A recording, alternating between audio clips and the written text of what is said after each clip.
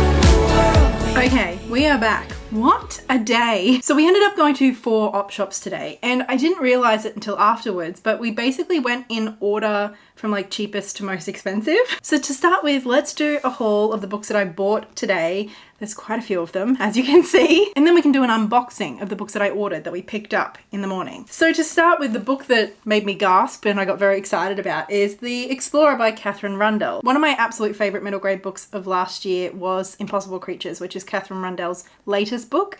And I knew as soon as I finished that book that I needed to read more of her stuff.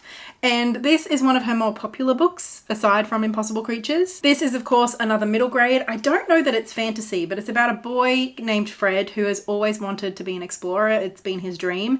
And then one day, a tiny little plane that he's in crashes in the Amazon jungle, and his dreams suddenly become all too real. That's all I know about it, but all I needed to know to pick it up was that it's by Katherine Rundell. So here we are. Our second op shop, the books were all either $1 or $2, but I didn't end up finding anything there. So at the third op shop, the books were all around $2 to $3, and I picked up some wild cards. The first one is a book I've literally never heard of before. The Minotaur Takes a Cigarette Break. Minotaur. I'm corrected every time I say it, regardless of how I say it, so now I have no idea. But anyway, this is by Stephen Sherrill, and I've literally never heard of it, but honestly, it was just the title that did it for me. So according to the blurb, this is sad, funny, disturbing, and strangely true. And in this, we follow a Minotaur, whose name is M, and he's just like working in like modern day America, in corporate America. It's an effortless blend of the mundane and the mythic, a quirky, unforgettable first novel that is compassionate, poetic, funny, poignant, and wise. It honestly seems to have pretty mixed reviews on GoodReads, but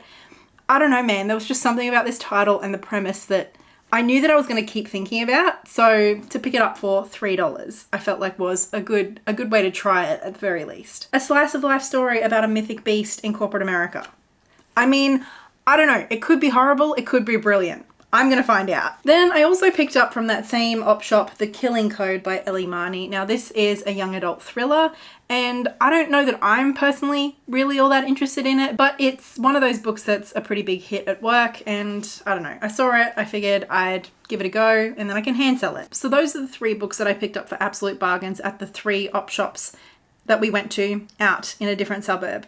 But then on my way home, I just had the itch to pop into my favorite Savers in Footscray. And oh my God, am I glad I did. I honestly could have bought 15 books from that Savers alone. But obviously Savers is definitely the more expensive of the op shops because it's not a charity. And I do feel like that's a bit of a double-edged sword because obviously it means that the books are more expensive. But I do notice that Savers often has a pretty good range, and a lot of the times they're pretty new release books. And part of me wonders if it is that higher price tag that keeps like resellers and stuff away. Or maybe it's the fact that they offer you a 20% discount when you donate anything, which I have done recently. So I did have a 20% discount. And in the end, after all was said and done, I came away with 6 books from Savers, which is a lot. But honestly, like I said, I could have come away with so many more. And in fact, there were the first 2 volumes of The Promised Neverland or whatever it is, that manga series. And I think any other day I would have bought both of those.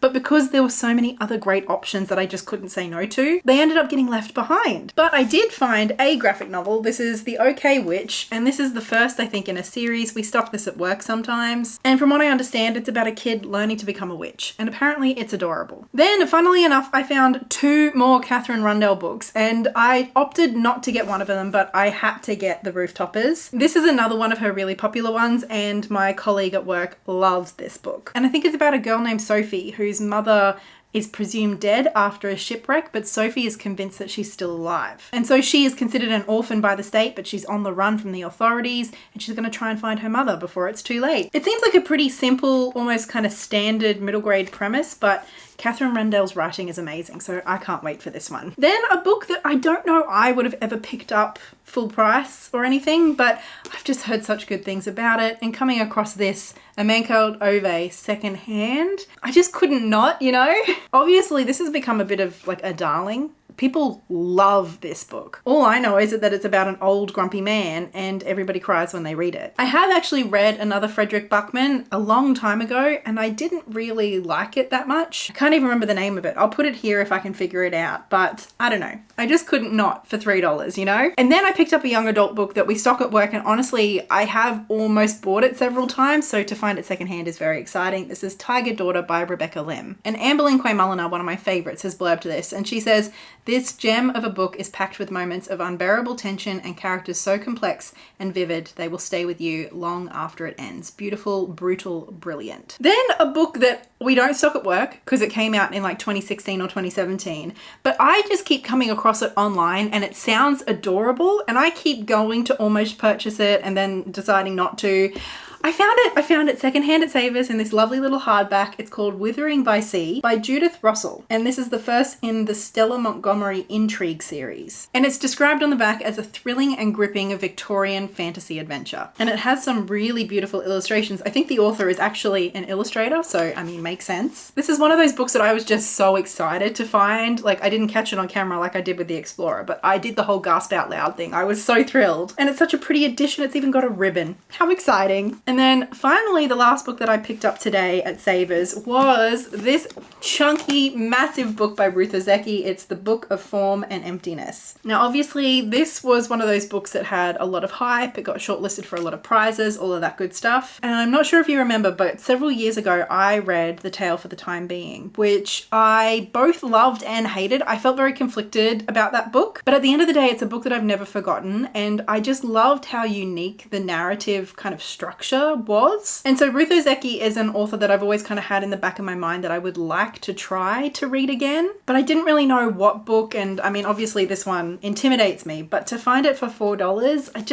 I thought maybe this could be the book that I try. And I honestly have no idea how it's going to go. I feel like I'm either going to love it or hate it. And I feel like this will be the determining factor as to whether I read Ruth Ozeki again in the future. There was also another book by her there, the one about the year of eating meat or whatever, which is a much shorter book, so I almost opted for that one instead. But at the end of the day, this is the one that has so much praise and so much love. So I figured if I'm going to like another Ruth Ozeki, it would probably be this one. And honestly, the thing that sealed it was the very first line of the synopsis reads, "After his father dies, Benny O finds he can hear objects talking. teapots, marbles, and sharpened pencils. His mother, struggling to support their household alone, starts collecting things to give her comfort.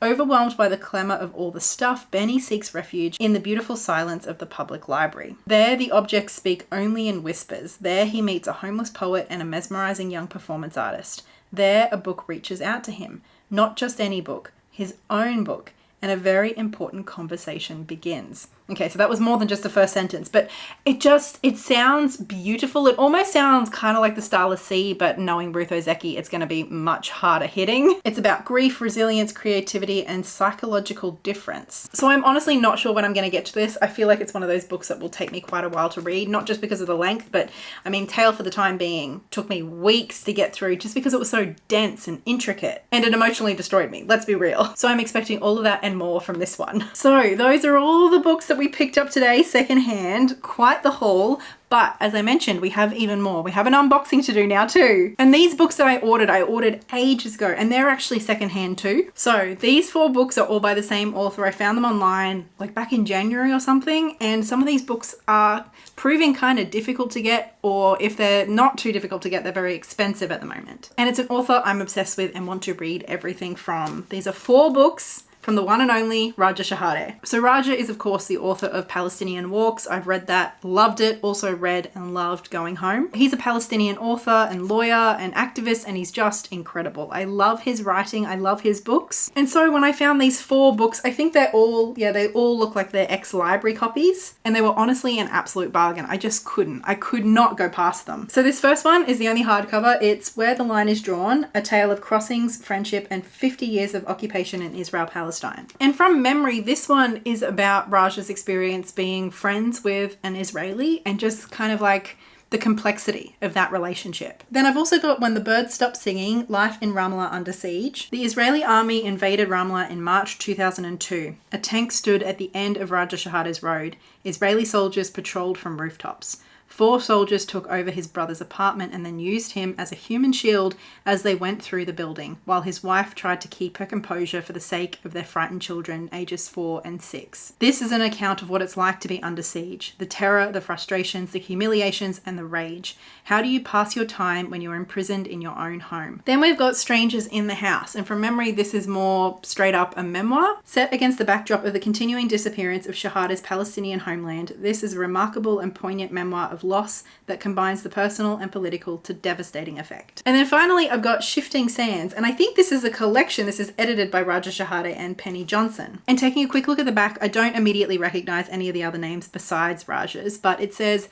Shifting Sands brings together 15 impassioned and informed writers to talk about the Middle East, in discussions ranging from Arab countries in crisis to the dilemmas facing Iran and Turkey, revealing how the roots of the current conflict lie in the past, from the catastrophic long-term effects of colonialism to the interplay of religion and politics. The book also explores more recent events, such as the seismic after effects of the Arab Spring and the rise of the Islamic State. So a whole bunch of books by Raja Shehadeh, and it sounds like they're all published from very different points in his life, and I am looking forward to each and every one of them. I honestly don't know where to start. Okay, so that is our haul. That is the entirety of our secondhand book haul for today. That is a lot of books. That is a lot of books that I need to add to my spreadsheet. And I'm honestly starting to think that it might be time for me to have a book buying ban for a month or so. But anyway, for now, let's just revel in this incredible haul. I cannot wait for these books. There's so many good ones. Let me know in the comments below if there's any particular book that caught your fancy. And as always, a massive thank you to my wonderful patrons over on Patreon, and especially big thank you to Livia, Lynette Brown, and Marie. And thank you so much for watching and hanging out with me today. I hope you enjoyed.